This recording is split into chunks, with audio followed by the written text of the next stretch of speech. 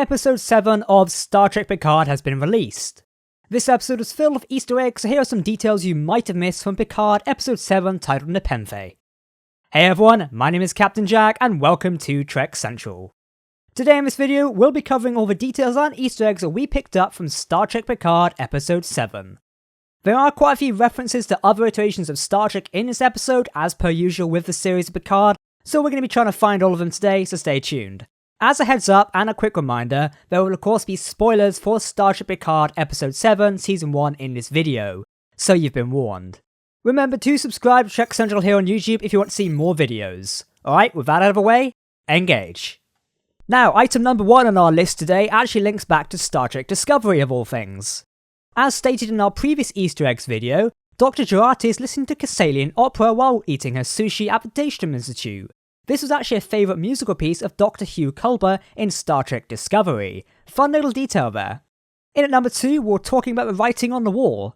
The writing on the wall of a disordered Borg cell is numerous circles. This could represent the Synth planet, which has 2 moons, or could tie into something related to the Borg. Either way, it seems to be a principal point that has been brought up a few times now, with Raffi taking a peculiar focus on it, possibly also linking back to the whole conspiracy idea which she is sort of linked to as well.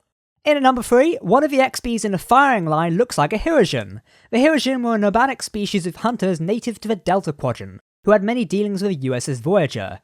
Hirogen also seem to have members assimilated by the Borg Collective, with Hirogen drones being seen in the Voyager episode Infinite Regress and Ultra Matrix Zero. One of the best episodes of Voyager for me was when the Hirogen actually took over the USS Voyager and started converting multiple decks to have extra holo emitters so they could run this World War II holo program. Very cool 2-part episode, go watch it. In at number 4, we're talking about that new Romulan shuttle. The Snakeheads are a new class of Romulan shuttle which are said to be very fast and have considerable firepower for their size.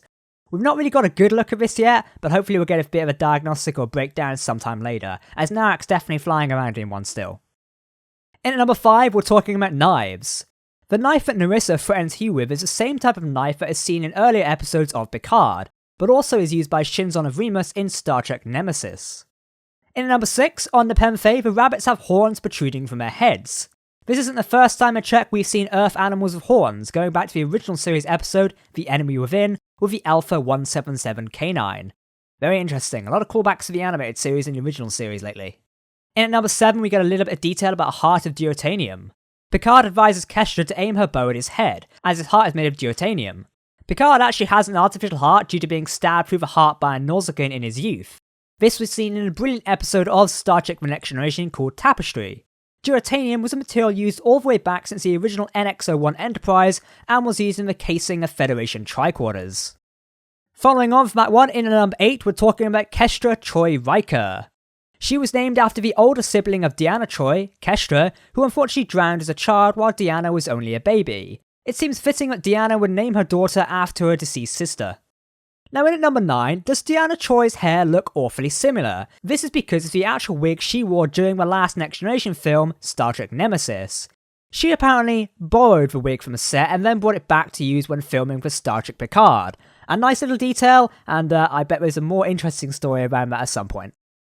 In at number 10, a little bit of an editing detail here. As Deanna Troi gives Picard a hug, her gardening glove keeps switching hands during the different shots.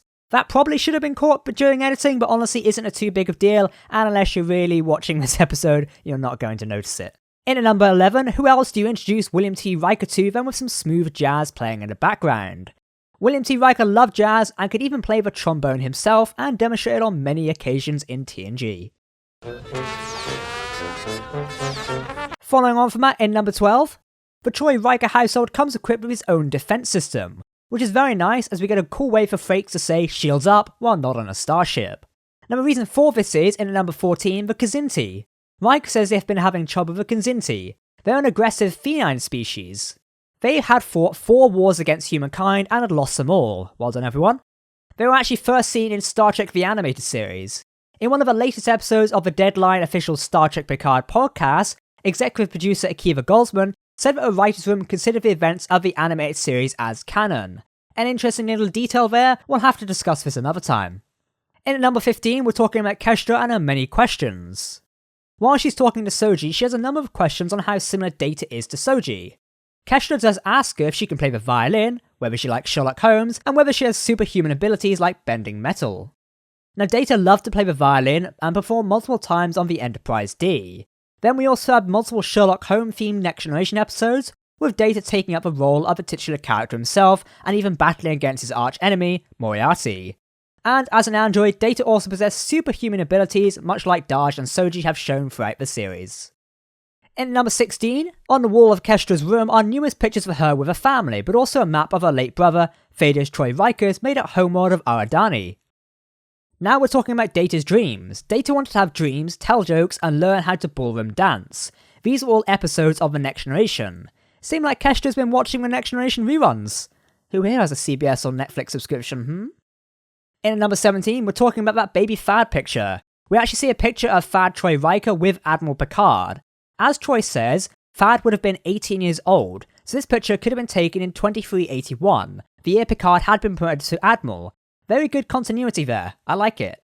Obviously at number 18 we are talking about Thaddeus Troi Riker. He was actually named after William Riker's great ancestor, Colonel Thaddeus Riker, who was saved by a Q named Quinn during the American Civil War. This was seen in the Star Trek Voyager episode, Death Wish, a great episode by the way, go watch. In at number 19 we're talking about Gormaganders. Jurati makes up a story about hiding in a comet and finding out the comet contains a giant Gormagander. This is not only a reference to Star Trek Discovery where we first see a Gormagander, which is an endangered spacefaring whale, but it's also a reference to Star Wars Empire Strikes Back, in which the Millennium Falcon hides in an asteroid which turns out to be a giant exogorth. Yeah, I love a callback there. In at number 20 we're of course talking about the Data head tilt. Soji does a head tilt reminiscent of Data. This isn't the first time we've seen Soji do this, as she's done in previous episodes as well, most notably episode 5 when her and Narek are walking down the inner layers of the Borg cube. That's what everyone thinks. Talking about number 21, Malarix neuroscolitis. Yep, that's a bit hard to pronounce. Basically, the condition that Thad Troi Riker had was Malarix neuroscolitis. I can't pronounce that, I'm just going to say it now. There's a pronunciation on my screen, I can't do it. Basically, this was a silicone-based virus which could be cured using an active positronic matrix. The disease in question was where damages the nerve cells in the brain.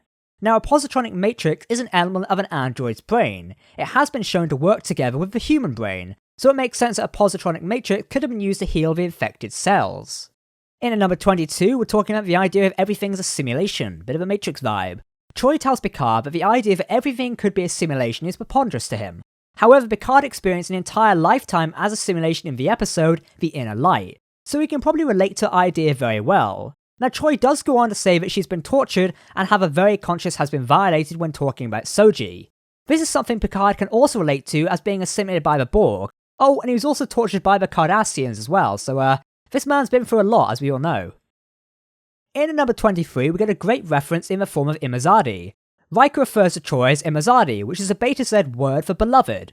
Troi and Riker have been calling themselves this throughout the entirety of The Next Generation, starting in the very first episode of the series.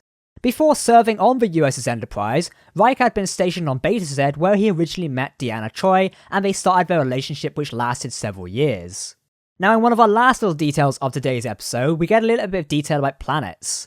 Kestra mentions that Captain Rupert Crandall has been everywhere from Kronos to Tychon's Rift. Kronos is the obvious homeworld of the Klingon people, and the Tychon's Rift is a spatial anomaly which absorbs energy. This was seen in the Next Generation episode, Night Terrors. And finally, we're talking about Norium hydride. Agnes synthesizes Norium hydride, which has neurotoxic effects. Neuranium is an element that uses to make alloys. Warning, depending on species, there may be neurotoxic effects. And that's all our Easter eggs and references found in Nepenthe. Did we miss anything? Let us know in the comment section below. Once again, we always appreciate you guys letting us know what we miss, as it's kind of hard to catch every single detail in an episode, so if you caught anything, don't forget to let us know in the comment section below. We'll see how many you can find, play a minigame bit. That's it from us here on Trek Central for today. If you want to hear our review of the episode and ask us questions live, we'll be live streaming on Sunday at 9 PM GMT, so make sure to catch us there. If you want to keep up to date on all things Star Trek news, lore and more, then make sure to subscribe to Trek Central here on YouTube. You can also follow us on social media for daily updates, visit our website, or even join our brand new community Discord server. For now, I've been Captain Jack, thanks for watching, and we'll see you next time.